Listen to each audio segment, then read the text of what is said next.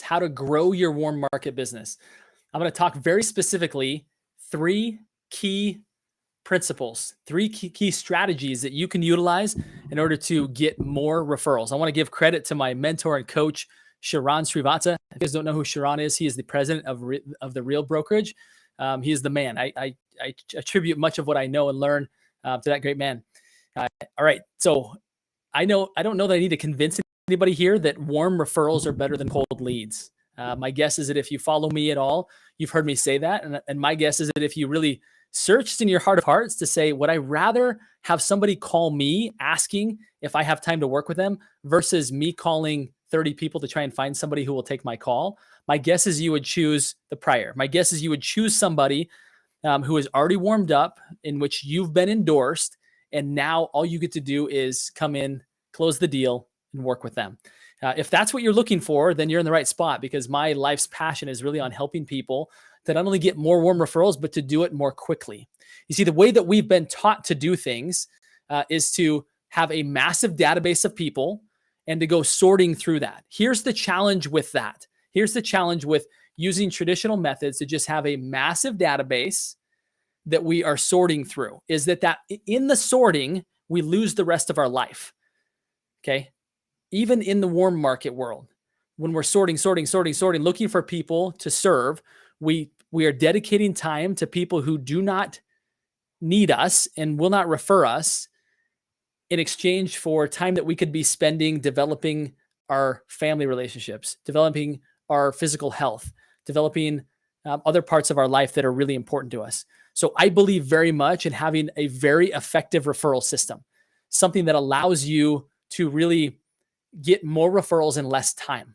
So if that's of interest to you, then I would encourage you to put in the comments wherever you're listening. Now, maybe you're listening to the podcast, DM me, find me on Instagram at Justin Stoddart, DM me and say, love the podcast. Thank you very much. Right? That'll mean a lot to me. If you're listening to this, put in the chat if this has been, if this is helpful, if this concept resonates with you, if you want to have more referrals in less time so that you can have more time to enjoy the fruits of your referrals, then again, this is the right spot for you.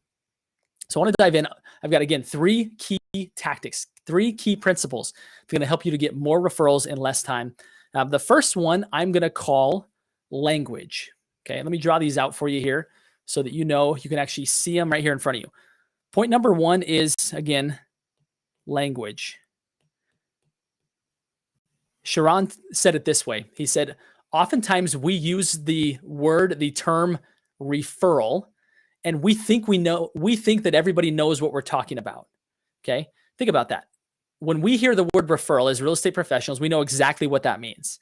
And my guess is that probably 75% of the people do as well. But what about the other 25% that are like, what does that mean? Like a referral. Now, again, for some of you, you're like, what are you talking about? People don't know what the word referral means? Maybe not precisely. Here's a word we know that everybody understands, which is the word introduction. If you can use the word introduction, everybody knows what an introduction is, right? A referral could mean refer out to a doctor. Like, what does that mean, right? So when I say the word introduction, you get it more clearly. So this becomes an essential component for you to think about the language that you're using, to think about, can everybody that I'm talking to, can they understand what I'm talking about? Because again, it would be a shame to lose 25% of what could be your referrals simply because you're not saying it correctly. Okay, you're not saying it in a way that everybody understands. And that is the key to marketing, is saying things in such a way that a 3rd or 4th grader could understand it so that they can go act upon it. You know, Jeff Bezos at one point was asked, what are the keys to your success at Amazon? And he said, I believe that there are 2 keys to business. Number 1 is, how do you lower the price? And how do you reduce complexity? So in everything that we're doing, in the way that we're communicating, in the messages that we're sending to our clients, are we reducing complexity? Because if we're not committed to that, if we're not committed to reducing the complexity, somebody else will come along and potentially offer the same thing that we're offering, but they'll do it in more simple terms and people will understand it. And the reality is that people might be intelligent enough to understand it, but we live in a very attention diverted world that very few people give their full attention to one thing for very long. So although it may make sense if people were to actually commit themselves to listening to what you have to say or to reading what you have written, the challenge is they're probably doing 2 things at once. And so you have to simplify it down just simply for the multitaskers. Okay. So the first thing is think about changing your language from being referral to introduction. Okay. So that's the first one. The second one, this second one is an important one, which is training. Okay. When we train people how to refer us, they know how to do it. Let me give you an example of what oftentimes we do when we think about our marketing, whether it be email, whether it be social media, whether it be in conversations with people, is we like to demonstrate kind of the end zone dance.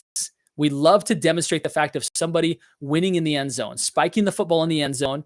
Like, think about it. In watching a football game, for those of you that are watching this live, Super Bowl Sunday is a few days away. And we're all going to get excited when somebody, at least the team that we're rooting for, right, scores a touchdown. Now, think about a football game and what happens after someone scores a touchdown. The camera goes back, right, on the TV. They go back and they review what happened. They slow it down for you. And they show you exactly how this receiver got open, how the quarterback escaped being sacked, and how he threw it and caught that receiver in the end zone, and the receiver caught the touchdown. And then there's the touchdown dance. Okay. What I'm asking you to do, and what Sharon taught us, is to do exactly that, is to leave a breadcrumb trail of how that referral came to be. In other words, you can say to yourself, I'm going to share the end zone dance, and your people who are in your sphere are going to be happy for you. They're going to be like, cool, that's great, right? But what if you told them how that client came to be? Okay, now here's a little bit of science that I want to add to this principle. Is that if you were to describe who your ideal client is, who is the ideal person that you want to serve, okay? So first of all, we want to be clear that we know who our ideal avatar is. Is it seniors? Is it first-time home buyers? Is it move-up buyers? Is it in people who are investing in small plexes? Is it people who are investing in larger multifamily properties? Like, who is your ideal client? Identify who that person is, and now tell the story of how you met that person, how somebody referred them to you, and the problem that you solved for them. Okay, so for example, if a CPA referred you to that particular client, or if a past client referred you to this existing client, share that story. Not just the end zone dance, not just the touchdown dance at the end, but actually go back and say, I loved working with these clients. I was fortunate to meet them. My previous clients, John and Susie Smith, who I adore, recommended that I talk to their good friends who are also looking at buying a similar property. Grateful for the referrals and for people who listen to friends around them who are also looking for a good agent, right? Now, that's just one example. I didn't script that. You can do a better job than what I just shared right there. But it is very important that you identify who is the ideal avatar, and then how did you find them? Every time you get referred to one of those clients, how did you find that person? Tell that story. Because what you're doing is you're not just sharing the end zone dance, you're going back and you're training the people in your network on how they can refer you next. Okay. Now I'm going to make this a little easier, this last one. That's a little maybe easier to see. Point number 3 is to demonstrate. So point 1 is be sure your language is correct. Point number 2 is train people, your marketing, everything that you're doing, be training people on how they can refer you as well, simply by telling the story of how you referred in the past. Okay. Now the third one is demonstrating. I'm really excited for those of you that work directly with me. And here's why. I just had a conversation with a large financial advisory group that spans the country.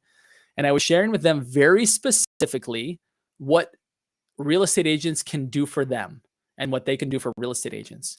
And there is coming a day in the very near future that I'm going to be training financial advisors around the country on how they can be referring real estate agents. And when people come to work with me privately to say, hey, I want to be coached by Think Bigger Real Estate, there will be a high likelihood that I will already have a referral partner trained and ready to start sending them referrals. How cool is that?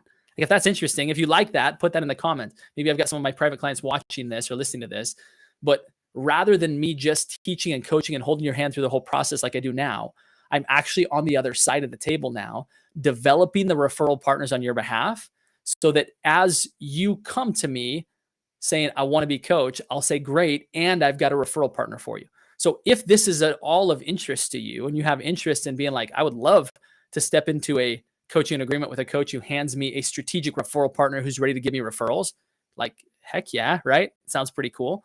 So if that resonates with you, like, tell me where you're at in the country, reach out and say that's of interest to you, because this network that I'm building of financial advisors that I'm going to be training, keep in mind, that's just one profession. There's more coming, but I will be able to go handpick someone in that market, train them up, and have them ready to start referring you very, very, very soon. So back to number 3, because this is pretty cool. Number 3 is to demonstrate. Right now, you are sending your business to a number of different people, right? You probably have an insurance agent. You probably have a CPA. You probably have a financial advisor, right? You maybe have a property manager. You have people who you have referred business to. And the language behind this is really quite simple. You're going to reach out to them to say, hey, I want to apologize. I've never taken the time to show you my client process. I just haven't done it. And that's on me. Can we schedule 15 minutes so you understand what my client process looks like? And here's why I want to do this, is because I want to learn how I can weave you into my conversations with my clients. Quite simple. You're going to demonstrate what your client process looks like. But this is the hook, right? This is the part where they're going to get really, really interested in this, because I want to show you how I can weave you into my client conversations. That's beautiful, because now the advisor's thinking, right? Whether it be a CPA, a property manager, whether it be an insurance agent, they're like, wow, okay. First of all, I'd love to know your client process, number 1. And number 2, I'm very interested in knowing how you can like bring me into the conversations with your clients. It was so interesting, you guys, as I sat across the table from these financial advisors today and shared with them the principles of the upstream model. And they really got it. They realized how much value a real estate agent can be bringing to their client experience. Not just that, hey, these are good agents and you should use them because they'll take good care of you. That's the old model, guys, is where everybody stays in their own silo and everybody does a good job with their clients. Because I do a good job with my clients, you're going to refer me and I'm going to refer. That's too slow. I think we've all recognized that referrals come sporadically and much too slow for that to actually work. Okay. What could and should work and what does work better, right, is rather than us staying in our own silo, it's me reaching over into the financial advisory world to say, make me better for my clients, and talking to the CPA, make me better for my client. What do I need to know to where I can better advise my clients? When you start to build a team of people around you who make you a better advisor, you're no longer a commoditized agent that can be easily replaced by technology. You are now what I call an upstream advisor. You're somebody who has the ability, because of the partnerships you've built, to add significant value to your clients. And in return, you are able to give outbound referrals to them and vice versa. While you're doing that with your clients, they're doing it with theirs. And the reciprocation back and forth, not just of referrals, but of information to make each other better, makes you extremely more valuable.